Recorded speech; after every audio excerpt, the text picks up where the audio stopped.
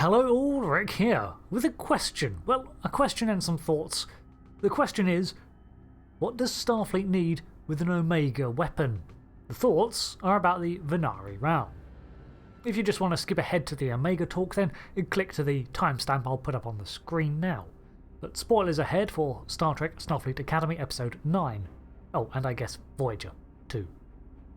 So, I wanted to talk about Omega molecules and the Venari Ral itself. I'm thinking I'll do an overall review of Academy as I have thoughts, and while not a review of Episode 9, I need to mention some things now. My TLDR on the series so far though is, some moments were cringe, the dialogue is dated, but its heart is in the right place and I'm enjoying this more optimistic rebuilding of what the Federation should be as the dark times pass. Okay, so onto the lore. I do feel we need to know more of the Venari Ral by this point in the tale. However, as I have not really felt the level of their threat or been able to glean their structure, territory or form. Collating what we know, the Venari Ral has been around since at least the late 31st century, as they attacked Beta Z in a post-burn galaxy, to which Starfleet was unable to respond to in time. This is what led to Beta Z removing itself from the Federation, a state that the show has now since undone.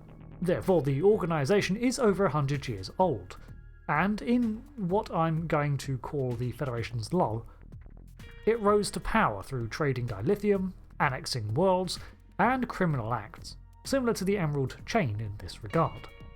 From ambient lore, we have learned that they have maintained sectors of territory that the Federation is now pushing against as it reclaims its status and more planets rejoin. So the Venari Ral is understandably at odds with the former main power of the Alpha and Beta quadrants, returning to its former glory, as it undoes much of Venari's work. In Episode 9 we hear them refer to themselves as an empire, suggesting that they see themselves as a legitimate government despite the criminal acts. Now we know that they favour ambush, smuggling and creating a web of informants, alongside sudden raids that end in hit-and-run attacks, but they're also quite capable of full-on annexation and occupation. Despite this, they've never breached Beta Z, and kept their occupations to worlds far less able to protect themselves, outside of the UFP space, so they clearly see Starfleet as a threat. But the problem is that with Nous Bracca our only point of contact with them as a viewer, this is the only impression we get of their whole organisation, until Episode 9. Suddenly, we learn that they have far more resources than it seems. Now, this could work in their favour.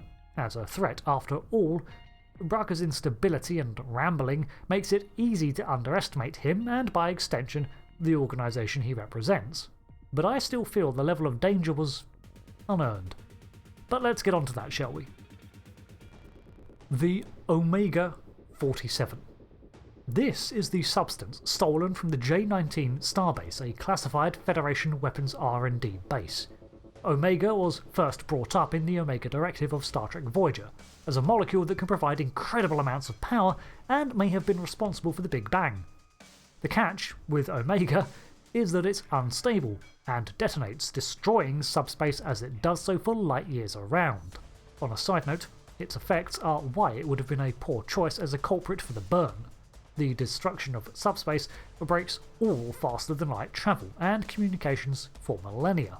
Anyway, it still remains the most potent energy source encountered by Starfleet, and if stabilised, would unlock a whole new era for development and travel. Hence the reason people keep messing with it, including Starfleet. After all, how did they first learn of Omega and its effects? When their own research lab in Lantaru made some before it exploded. However, after another 950-something years, it looks like the Federation tried again, and had gotten as far as creating a synthesized molecule of the stuff. Now, this was at a weapons lab, which has some nasty connotations. What would Starfleet need with a weaponized Omega molecule? Well, let's look at some potential applications. If your ship was struck with an Omega device, then, well, it would probably be obliterated with the blast, foregoing some 32nd century defensive tech. But for the sake of argument, let's look at what else happens. When subspace is shredded, the nearby vessel is suddenly stranded and cut off from communications within several light years. This means that a ship can only receive EM wavelength communications, limited to the speed of light, not engage in warp drive, and, depending on its impulse system, may even be stranded to conventional thrusters or ion engines. Some impulse drives still require subspace effects, but that is inconsistent law. So, even if they have full impulse available, that means flying at relativistic speeds, including experiencing time dilation as they travel for, let's be generous, 2 years, to reach a point where warp can resume. Unlike the burn, which simply messed with dilithium, an Omega event would also shut off most known forms of other faster-than-light travel. Transwarp conduits, natural or artificial, are corridors through subspace tunnels that would be destroyed in the blast. So you cannot establish an entry point and any existing passage would be sundered. Coaxial warp folds space using subspace effects that would no longer exist. Proto-warp, slipstream drive, and even the spore drive all require access to subspace layers to work too. Long-range sensors also fail, as these used subspace to provide real-time readings of distant stuff. Another use of such a device might be to collapse an undesirable subspace effect, like a graviton eclipse, a rupture, a DMA, or even the aperture of an unwanted transwarp conduit. It might not work against interdimensional rifts, but you could certainly use it to nope out of a lot of dangerous subspace effects, with the downside being ruining warp in that area. So if an Omega torpedo was incoming, the best bet would be to jump to warp immediately to get out of range.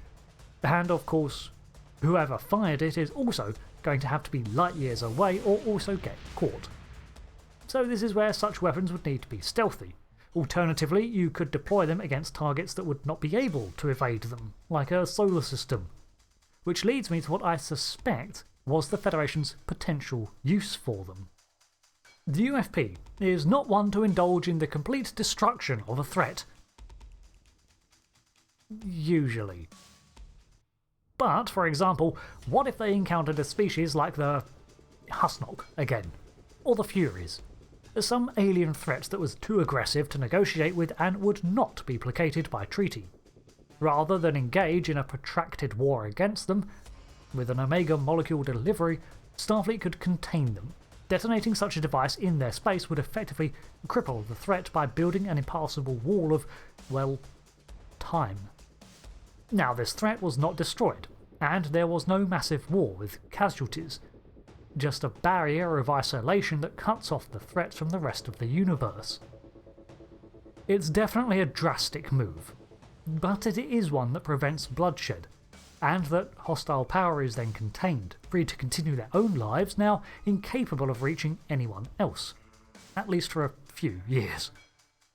So when the Venari Ral spend months deploying a minefield around UFP space, with the threat of creating such a subspace void, in a twist of irony they might be doing exactly what Starfleet had in mind for these devices. I would like to grant the Federation the benefit of the doubt, and saying that they were merely researching it for energy. But it was a dedicated weapons station, so yeah, no. Bad Starfleet. So, if you have any other suggestions for an Omega-based weapon or device, let me know below. I've been Rick, and until the next one, thanks again, and goodbye.